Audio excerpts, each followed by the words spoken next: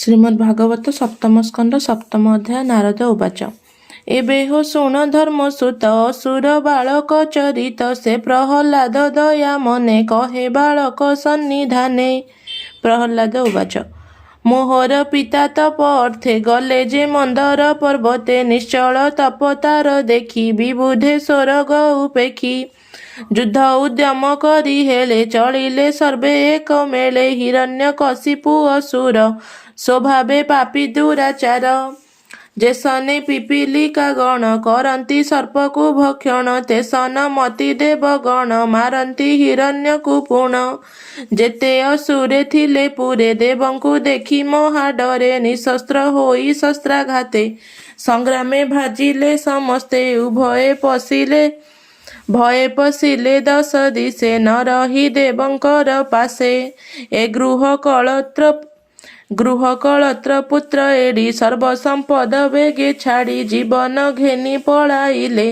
ବିବୁଧେ ଯୁଦ୍ଧେ ଜୟ କଲେ, ସର୍ବ ସମ୍ପଦ ଜୁର କରି ନେଇ ଚଳିଲେ ସ୍ୱର୍ଗପୁରୀ। ଇନ୍ଦ୍ର ପଶିଣ ନିଜ ପୁରୀ, ମୋର ଜନନୀ ନେଲେ ହରି। ପଥେ ଚଳାଇ ନିଅନ୍ତେ ବଳେ, ଜନନୀ କାନ୍ଦନ୍ତି ବିକଳେ। ମୋର ଜନନୀ ଅତି ଭୟେ, ଚଳି ନ ପାରେ ଗୁରୁ ଦେହେ। ଅନେକ ଦୁଃଖେ ଗୁରୁ ଶୋକେ, କୁରରି ପ୍ରାୟେ ଝୁରେ ଦୁଃଖେ। ଏମନ୍ତେ ଗଲେ କେତେ ଦୂର, କାନନେ ବ୍ରହ୍ମାଙ୍କ କୁମର। ମୋର ଜନନୀ ଦେଖି ପଥେ, ମିଳିଲେ ଇନ୍ଦ୍ରଙ୍କ ଅଗ୍ରତେ। ବୋଲନ୍ତି ଇନ୍ଦ୍ର ମୁଖ ଚାହିଁ, ଏକଥା ଉଚିତ ନୁହଁ। ପରମା ସତୀ ଏ ସୁନ୍ଦରୀ, କିମ୍ପାଇଁ ନିଅ ବନ୍ଦୀ କରି। ଏହାର ଅପରାଧ ନାହିଁ, ବେଗେ ଏହାକୁ ଛାଡ଼ ତୁହି। ଇନ୍ଦ୍ର ଉବାଚ। ଅସୁର ବୀର୍ଯ୍ୟେ ଏହା ଗର୍ଭେ, ମୋର ବୈରୀ ସ୍ୱଭାବେ। ଯେ ବୀର୍ଯ୍ୟ ଅଛି ଗର୍ଭେ ରହି, ତାହାର ତେଜ କିବା କହି। ସ୍ୱର୍ଗ ଘେନିବ ଏ ମୋହର, ଏହାକୁ ମୋର ବଡ଼ ଡର। ଏ ନାରୀ ମୋର ଘରେ ଥିବ, ଯାବତ ପ୍ରସବ କରିବ। ଶିଶୁକୁ ମାରି ୟାକୁ ଆଣି, ଛାଡ଼ିବି ନିଜ ଘରେ ପୁଣି। ଏକଥା ସଂକଳ୍ପ ମୋହର, ଏହା ଜାଣ ହେ ମୁନିବର। ନାରଦ ଉବାଚ। ଏହାର ଗର୍ଭେ ଯେ କୁମର, ନିଶ୍ଚେ ସେ ବୈଷ୍ଣବ ବର। ଅଶେଷ ଗୁଣେ ଗୁଣ ନିଧି, ଏହାର ଦେହେ ସର୍ବସିଦ୍ଧି। ଏହାର ଗର୍ଭେ ଅଛି ଯେହୁ, କୃଷ୍ଣ ସେବକ ଅଟେ ସେହୁ। ତୁ କାହିଁ ଏହାକୁ ମାରିବୁ, ଏହାର ଚରଣେ ସେବିବୁ। ଏକଥା ମୁନି ମୁଖୁ ଶୁଣି, ଇନ୍ଦ୍ର ହିଁ ମନେ ମନେ ଗୁଣି। ନାରଦ ବାକେ ସୁରପତି, ଛାଡ଼ିଲା ଅସୁର ଯୁବତୀ। ମାତାର ପ୍ରିୟ ଭାବ କରି, ମୁନିଙ୍କୁ ଦଣ୍ଡବତ କରି। ତକ୍ଷଣେ ନିଜ ପୁରେ ଗଲା, ଶୁଣ ହେ ଅସୁରଙ୍କ ବଳା। ମୋର ମାତାକୁ ଆଗ କରି, ଆଶ୍ୱାସ କରି ବ୍ରହ୍ମଚାରୀ। ନିଜ ଆଶ୍ରମେ ମୁନି ଆଣି, ମୁଖେ ସିଞ୍ଚନ୍ତି ଶୀତ ପାଣି। ବୋଲନ୍ତି ମଧୁର ବଚନ, ତୁ ଏଥେ ଥିବୁ ଥୋକେ ଦିନ। ଯାବତ ସ୍ୱାମୀ ତପୁ ଆସେ, ତାବତ ଥିବୁ ମୋର ପାଶେ। ମୁନି ବଚନେ ମୋର ମାତା, ଛାଡ଼ିଲା ମନୁ ଦୁଃଖ ଚିନ୍ତା।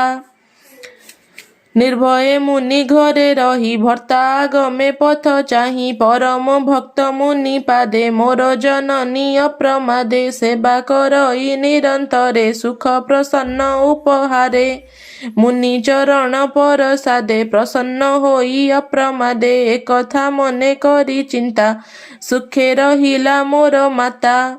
ଗୃହେ ନାରଦ ବ୍ରହ୍ମଚାରୀ, ମୋର ମାତାକୁ ଦୟା କରି। ଦିନକୁ ଦିନ କହି ଜ୍ଞାନ, ଆନନ୍ଦ କରି ମାତା ମନ। ନିର୍ମଳ ଧର୍ମ ତତ୍ତ୍ୱ ଯେତେ, କହନ୍ତି ମାତାଙ୍କ ଅଗ୍ରତେ। ଯାହା କହିଲେ ମହାମୁନି, ମୁଁ ତାହା ଗର୍ଭେ ଥାଇ ଶୁଣି। ଜନନୀ ସ୍ୱଭାବେ ଅବଳା, କାଳେ ସେ ଜ୍ଞାନ ପାସୋରିଲା। ନାରଦ ଅନୁଗ୍ରହେ ମୋର, ସେ ଜ୍ଞାନ ହୋଇବ ତୁମ୍ଭର।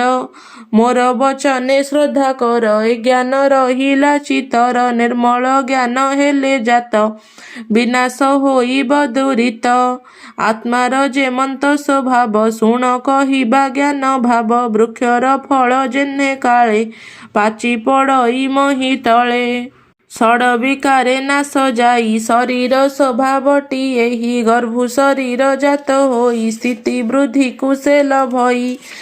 ପରିଣତ କ୍ଷୟ ଭୋଜିନ ଶେଷେ ବିନାଶ ଲଭେ ପୁଣ ଆତ୍ମାର ନୁହେଁ ବିକାର ଯେଣୁ ସେ ଆତ୍ମା ନିର୍ବିକାର ଯେ ନିତ୍ୟ କ୍ଷେତ୍ରଜ୍ଞ ଅଭୟ ବିକାର ଶୂନ୍ୟ ସର୍ବାଶ୍ରୟ ସର୍ବକାରଣ ଅସଙ୍ଗତ ବିଶୁଦ୍ଧ ଏକ ଅନାବୃତ ଏମନ୍ତ ଆତ୍ମାର ଲକ୍ଷଣ ଅଧ୍ୟାତ୍ମ ଜ୍ଞାନୀ ଯେଉଁ ଜନ ଅହଙ୍କାରକୁ ପରିହରେ ଦେହାଭିମାନ ଦୂର କରେ ଆତ୍ମା ଯୋଗରେ କରେ ଧ୍ୟାନ ଏ ଦେହେ ଲଭେ ବ୍ରହ୍ମ ଜ୍ଞାନ ମୋହି ମୋହର ବୋଲି ଯେତେରେ ବାଧି ଉପାଧି ସହିତେ ମମତା ଜାତ ଉପଦେଶେ ଏସବୁ ହରିଙ୍କ ସନ୍ଦେଶେ ମୋର ବଚନ ବେଗେ ହେଜ ମୁକୁନ୍ଦ ପଦ୍ମପାଦେ ଭଜ ସୁବର୍ଣ୍ଣକାର ଯେହ୍ନେ ବଳେ ପାଷାଣୁ ସୁବର୍ଣ୍ଣ ଧୋଇଲେ ଘନଇ ଅତି ଯତ୍ନ କରି ଏହି ସ୍ୱଭାବେ ବ୍ରହ୍ମଚାରୀ କ୍ଷେତ୍ରରୁ କ୍ଷେତ୍ରଜ୍ଞ ଉଦ୍ଧରେ ଆତ୍ମାକୁ ଲଭେ ଅଭ୍ୟନ୍ତରେ ଅଷ୍ଟ ପ୍ରକୃତି ତିନି ଗୁଣ